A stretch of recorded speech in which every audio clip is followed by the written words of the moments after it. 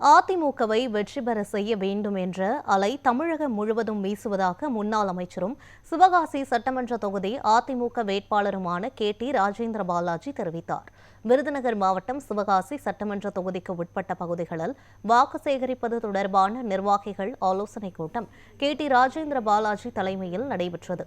இந்த கூட்டத்தில் கலந்து கொண்டு பேசிய முன்னாள் அமைச்சர் KT ராஜேந்திர பாலாஜி திமுக ஆட்சியை வீட்டிற்கு அனுப்ப வேண்டிய காலம் வந்துவிட்டது என கூறினார். மேலும் திமுக என்ற கட்சியே நமது மாவட்டத்தில் இல்லை என்று சொல்லும் அளவிற்கு நமது பணி கடுமையாக இருக்க வேண்டும் என நிர்வாகிகளுக்கு எடுத்துரைத்தார். 5 ஆண்டுகள் நீங்கள் கஷ்டப்பட்டதற்கெல்லாம் பலன் கிடைக்கின்ற நேரம் வந்துவிட்டது. திமுக ஆட்சியை வீட்டுக்கு அனுப்புகின்ற காலம் உருவாகிவிட்டது. அதிமுக ஆட்சி வளர வேண்டும், எடப்பாடியார் முதலமைச்சராக வேண்டும். சென்னை செயின்ட் ஜார்ஜ் கோட்டை கொத்தளத்தில் எடப்பாடியார் முதலமைச்சராக அமர வேண்டும் என்பதற்காக தமிழ்நாடு முழுக்க ஒரு அலை வீசுகின்றது.